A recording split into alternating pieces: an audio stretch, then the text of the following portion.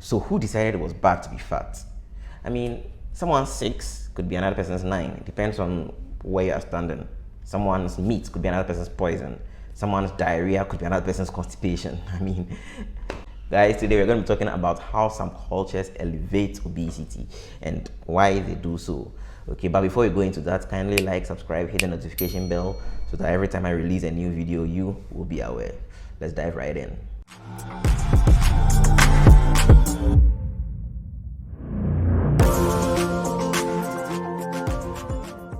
So every culture is different and every culture has its preferences.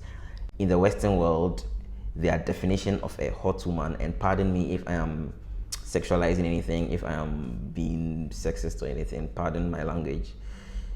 Anyways, if you ask someone, a typical person from the Western world, what a hot woman should look like, you would hear things along the lines of blonde, slender, tall, thin, nice legs. They may not explicitly mention it, but they paint this picture of not a lot in the backside. I mean, and it looks like it's in recent times that they've started to see the light. Thicker people are starting to become more attractive in their eyes, but I mean, the typical Westerners that we are aware of don't define that as beauty, in quotes. But there are some cultures that elevate obesity, that believe in the concept in the concept of beauty being a thick woman. Let's dive into some of the examples. Let's take a country like Jamaica.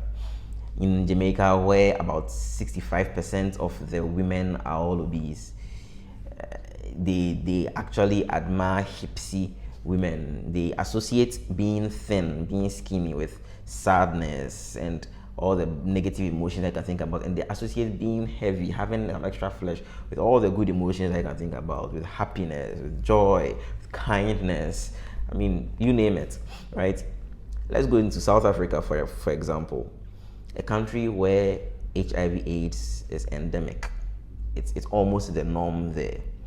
You can understand why they would associate being thin with being ill and being fleshy with being healthy. Let's take a country like Afghanistan and some of these other barren lands, barren in quotes, pardon my words if I'm stepping on toes. It's definitely not my intention. This is a purely academic exercise. So places where there's very little vegetation, barren land, so to speak, you are a wonder if you are able to put on some flesh. So countries like Afghanistan also elevate obesity. So the list goes on and on and on and on and on. Countries like Kuwait, Samoa, Tahiti, Fiji, Mauritania, etc., etc., etc., etc. I bring this up not to bash any of these countries. I bring this up not to step on any toes. I am very sorry if I have. I just bring this up to tell you that I understand if your culture and your environment has made you obese, or your culture and your environment has actually even made you want to be obese. There's nothing wrong with being obese culturally per some standards, but medically I am duty bound to inform you that being obese is unhealthy. Being obese has a lot of health implications, and being obese could kill you.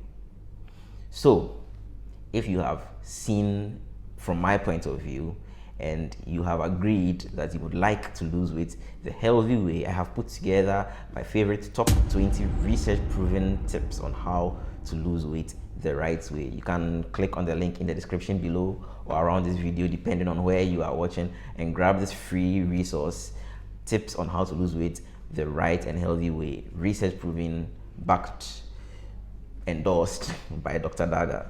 All right, so thank you very much for following me to this point, and I appreciate you. All the best on your weight loss journey, and I will see you in the next video.